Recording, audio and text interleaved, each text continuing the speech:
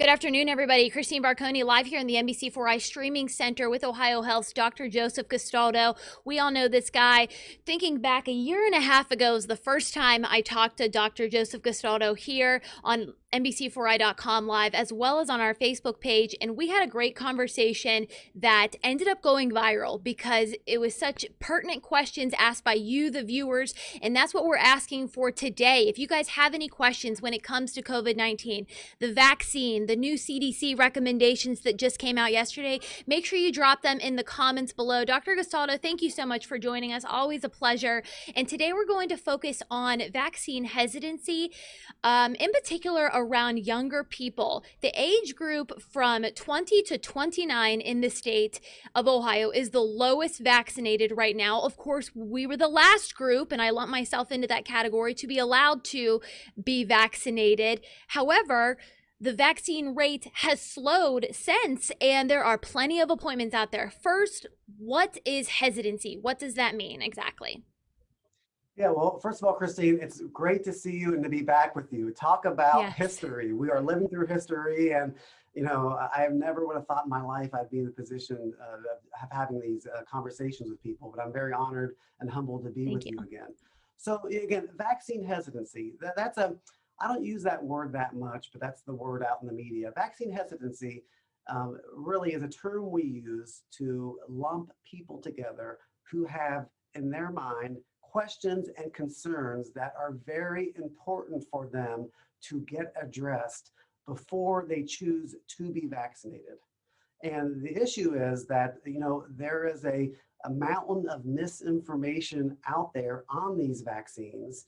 And every day in the news, there's always things that pop up that lead into misinformation. So we have to talk to people in a loving, respectful, non-judgmental manner where people can get their concerns and their questions answered. You may have a concern that is important to you, but other people may think, well, what the heck? Why are they asking that? That's a silly question. You know what? If it's important to you, you need to get it addressed and answered so you can make that decision. And we have to not shame anybody who has questions or concerns because they're important to you. And we need to give you the information you need so you can I make think that that is a choice. great starting off point. This is a no judgment zone. Please drop your comments down below in this video and we will get them answered. Into others, like Dr. Gastaldo said, it might sound like a silly question to you, but it is not. These are legitimate concerns. And I want to start with Mandy leaving us a question right away. Great question, Mandy. Why do young people need to get the COVID-19 vaccine when they do the best with the virus? That's a great question, and I get asked that a lot. So let's dissect that a little bit, okay? Yes, Mandy, it is true. Younger people typically do well with COVID, assuming they don't have past medical histories. However, low risk is not no risk. Just like influenza, with COVID, there have been many younger people without any past medical history who have come in the hospital, have had complicated hospitalizations, and even died. Number two, is people who are younger can spread COVID to people with weakened immune systems or those who have at-risk medical histories. And again, we all have those in our family. Number three is long COVID. Long COVID is a syndrome where people who have had COVID, whether you're hospitalized or not, and you have persistent symptoms that could go on for months, whether it be a persistent change in your taste or smell, shortness of breath, brain fog, a weakness. Long COVID is a real thing, and we see that throughout the spectrum of COVID, whether or not you're hospitalized or whether or not you have mild symptoms. And then third, being vaccinated really is an act of kindness and compassion for our community. I want the pleasures in life that were taken away from me or altered, brought back because of COVID. And I'm speaking as a person of privilege, but really getting vaccinated is an act of kindness and love for your fellow human beings. So those are the answers that I usually tell people. And again, it does make sense for younger people to get vaccinated for those Okay, Mandy reasons. has good follow-up questions, and we'll get to those in just a second. Patricia, she says she's not getting it because she does not trust it. Why should she trust it? Why should we all trust it, the vaccines? Yeah. So the vaccine. So let's make a statement about science. Science benefits everybody, no matter where you were born, the color of your skin, the amount of money in your paycheck, if you believe in God or not. Science benefits everybody. The vaccines we have are from high quality science. The vaccine studies that were done are the exact same compared to previous vaccine studies. They were done quicker because they eliminated the red tape. They made the process more efficient. In addition, the federal government took away the financial risk for the vaccines. The way that our government reviews the vaccines by 3 independent review boards, the Data Safety Monitoring Board, a subcommittee within the FDA, and a subcommittee within the CDC. That is the gold standard of the world for vaccine approvals. And within the committee of the FDA and the CDC, they're completely transparent. Anybody can go to those meetings online. They're completely transparent. In addition, we have a very robust mechanism in place to monitor for any safety signals.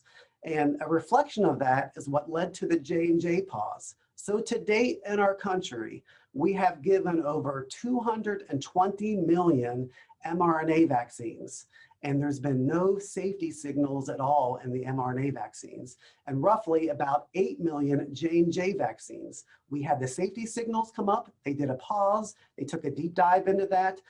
We have a guidance statement for patients receiving that. Those in healthcare know about that very rare but serious clot. So again, another thing to really dovetail into that is this virus is looking for people who don't have immunity to cause infection. So it's looking for people who have not been vaccinated to infect. Here at Riverside, where I'm at today, for all week, all the people we have in the hospital with COVID are people who have not been vaccinated.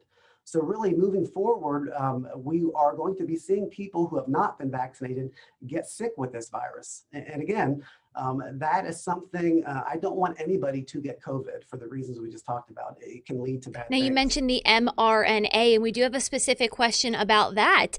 How do you know your cells break down the mRNA, and at what time point?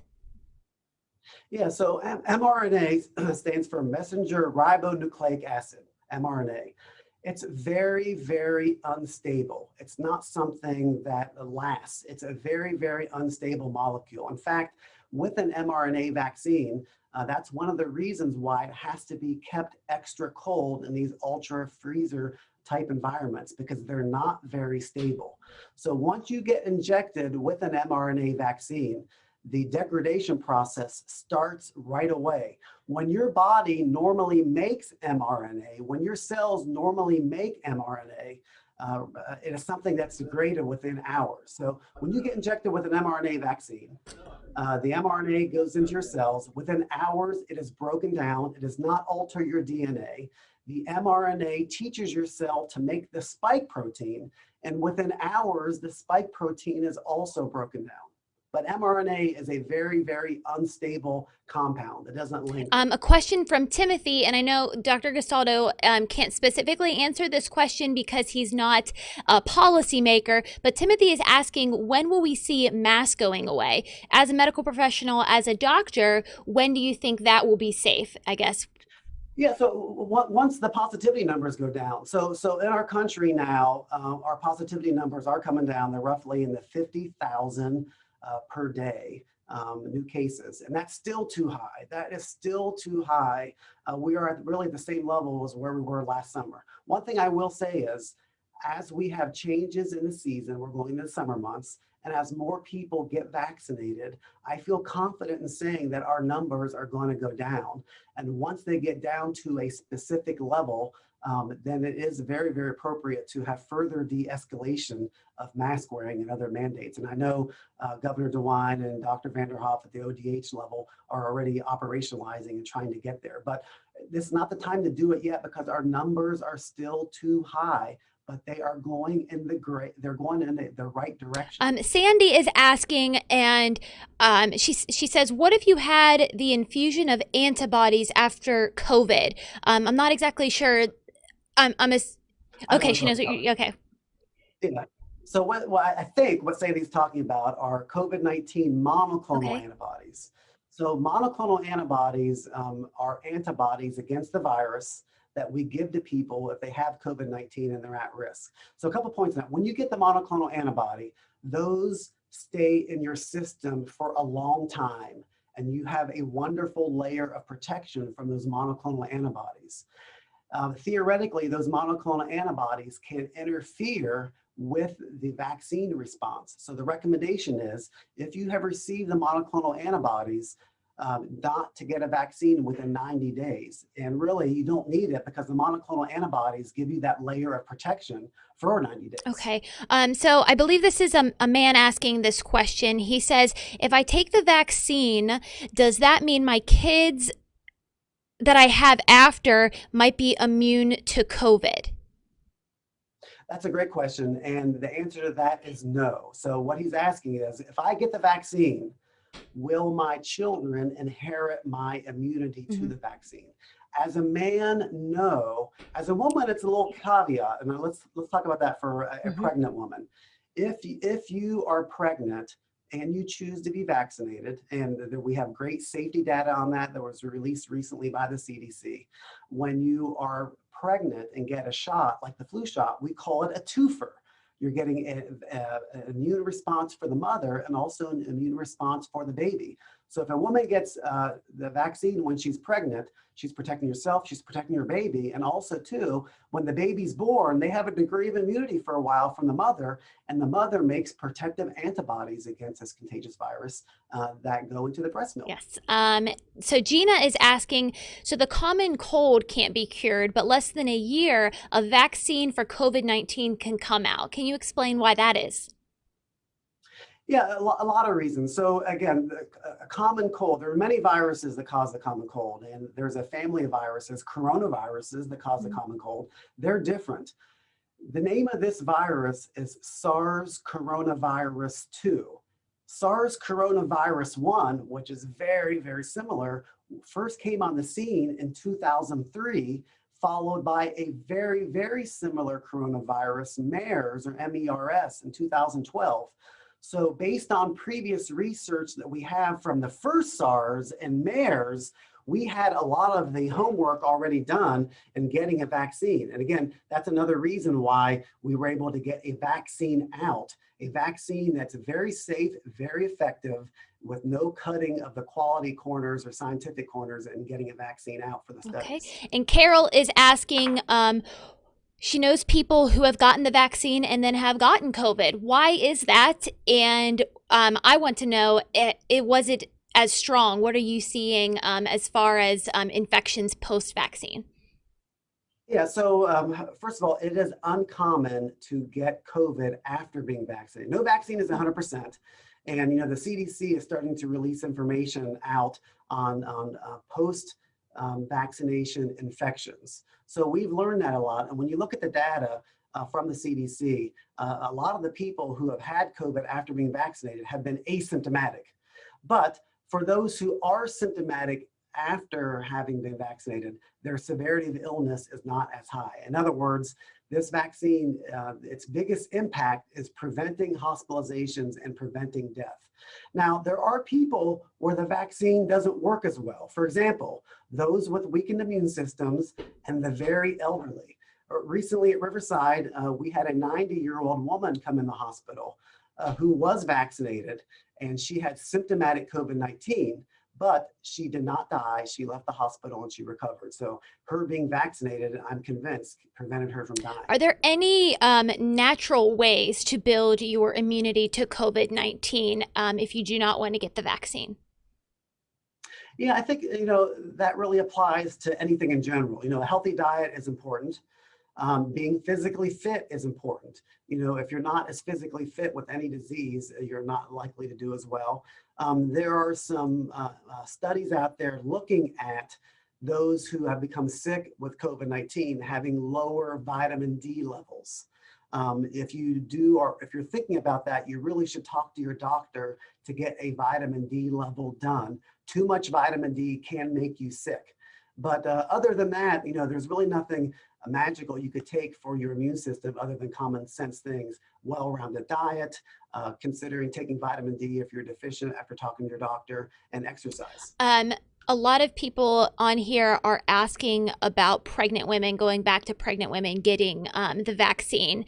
Have there been any adverse side effects to pregnancy as far as perhaps miscarrying or a stillbirth?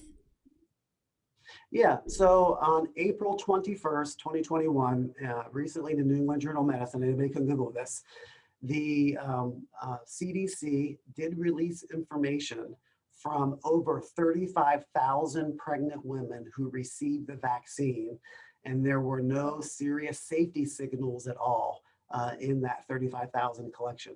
I know Pfizer and Moderna, they are doing safety studies in pregnant women. And really, to be honest, we give vaccines to pregnant women all the time. And it's something that we've been quite comfortable with.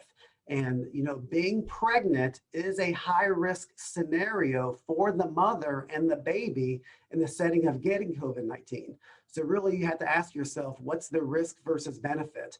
And it's really an individual decision that you should really think about and talking with your doctor or your primary. I just got a question via email here. Doctors, I guess it's more of a statement. Doctors are not saying what people should do who currently have blood clots and are on blood thinners.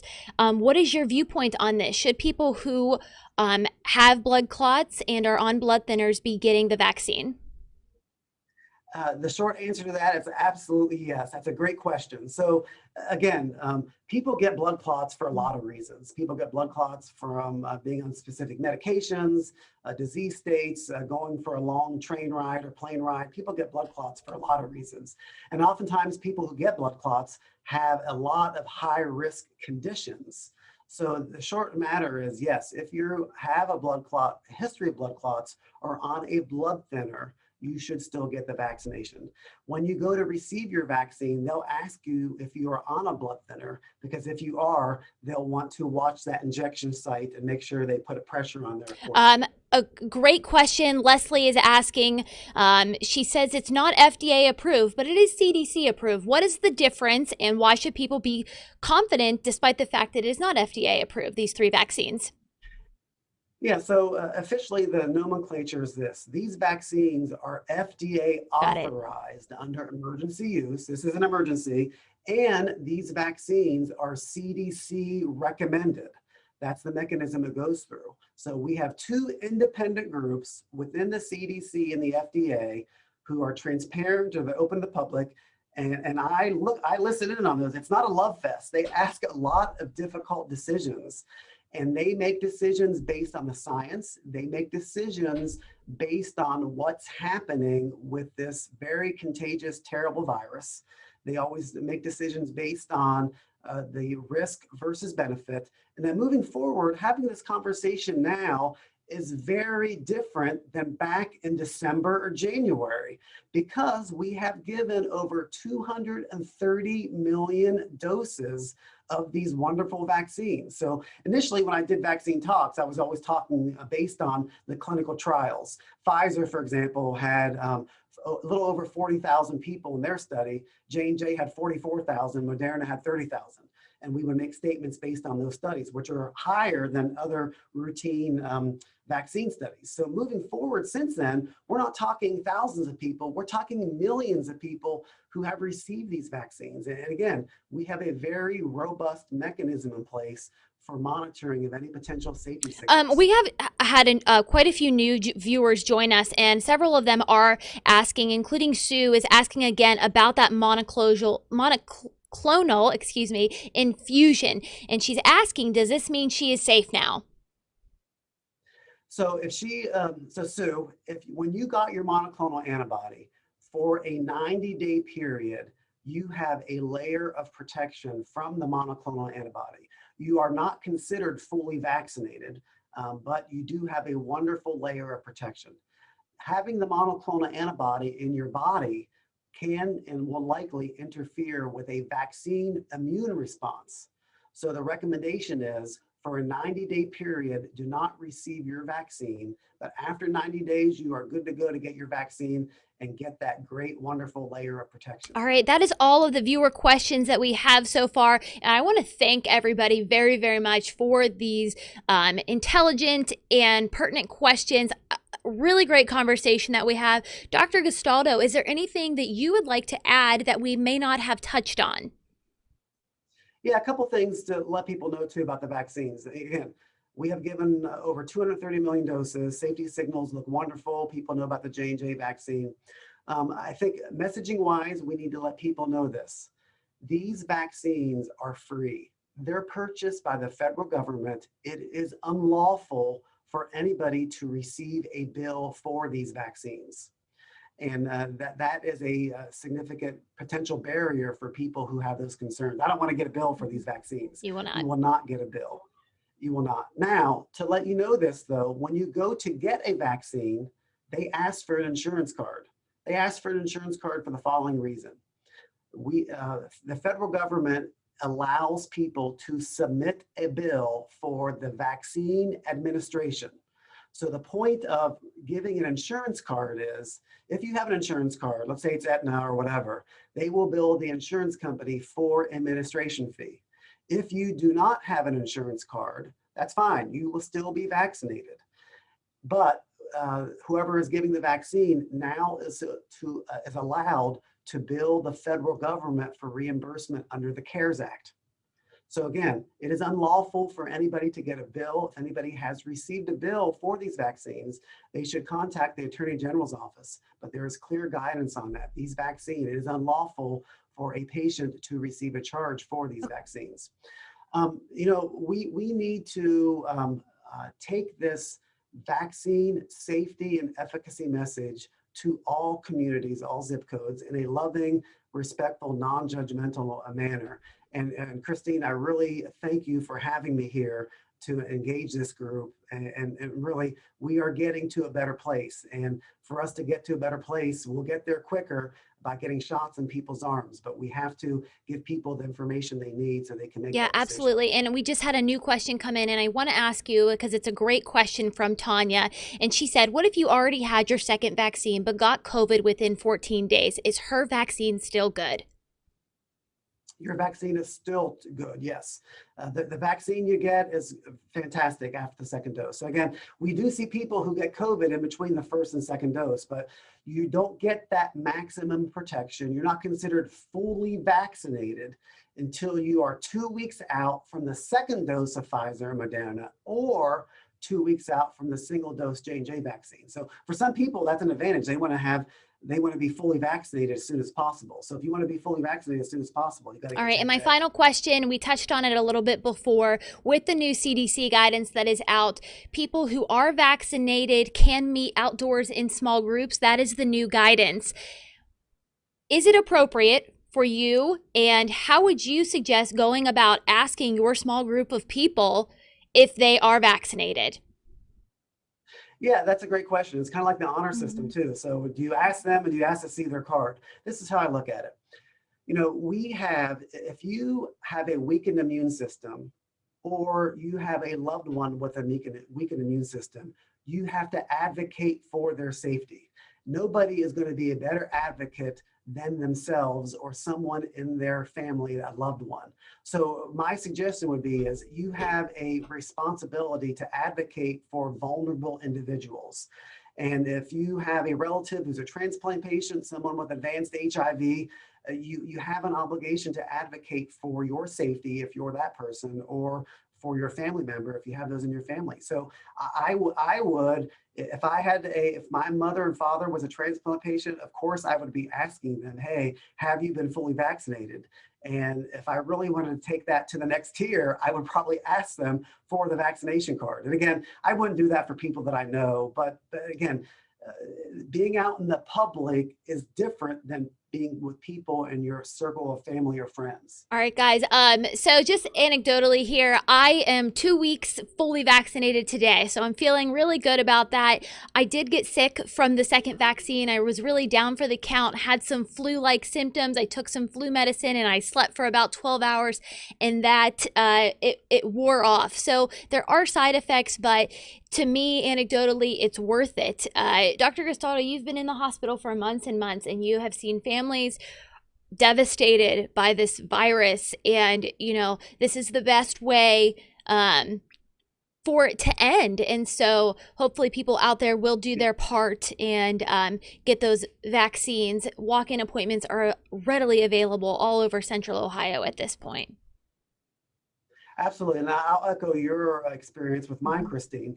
I received the Pfizer vaccine, and after the second dose, I was also out for Yeah. a day. I had fever, I had extreme muscle pains. I went home, I had Tylenol, Advil, chicken noodle soup. I took care of myself, and I was back the next day. But your point's well taken, and I do mean this. The people we are seeing in the hospital from COVID disease are those who have not been vaccinated. This virus is looking for people to infect who don't have immunity. It's looking for people to infect who have not been vaccinated. And I would not want anybody to get All right, COVID. Dr. Gastaldo, thank you so much for your time. We really appreciate you being with us. Guys, I'm going to clip this entire interview and put it on our website, nbc4i.com. And you can also rewatch it on Facebook and our social media pages as well. And we have links to so many resources. If you want to get the vaccine today, you can go and get one at a walk-in clinic. And we will link that in the story on nbc4i.com. Again, appreciate you being here so much, Dr. Gastaldo.